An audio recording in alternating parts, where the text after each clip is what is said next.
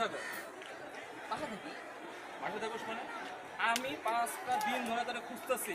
5,000 টাকা দিবি বলে তুই আমার কাছে নিলি। হ্যাঁ। 1 সপ্তাহ আগে তুই দিবি বলছিলি, কবে দিবি তুই? কি বাসা?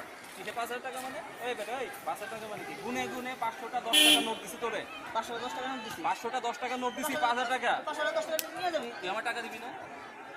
তুই আমার টাকা দিবি না কি বল? তুই যে আমার কাছে টাকা নিছিস, এটা কি হয়ে আছে? তোমার আছে?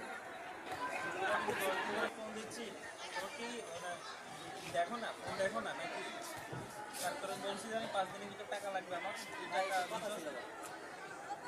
আর ওই টাকা দিবি কবে এই তুই কবে টাকা দিবি তুই তো দেখাও করিস না কিছুই করিস না এটা পরে ফোন দেওয়া তোরে কি আছে ভাই একটা সমস্যা হয়েছে। কি মুখ ডলোকে ভাই অ্যালার্জি করে দিয়েছে নাকি না রে ভাই, একটা সমস্যা হয়ে গেছে। কি হয়েছে কি সমস্যা ভাই আপনি তো আমার ফ্যামিলি সম্পর্কে জানেন। হ্যাঁ জানি তো আমার ফ্যামিলি তো আর ওইরকম রাস্তার ফ্যামিলি না।